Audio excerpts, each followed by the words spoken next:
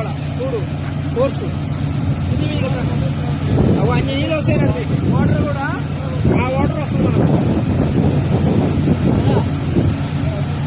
Motor కూడా ఆ water వస్తుంది అన్నట్టు.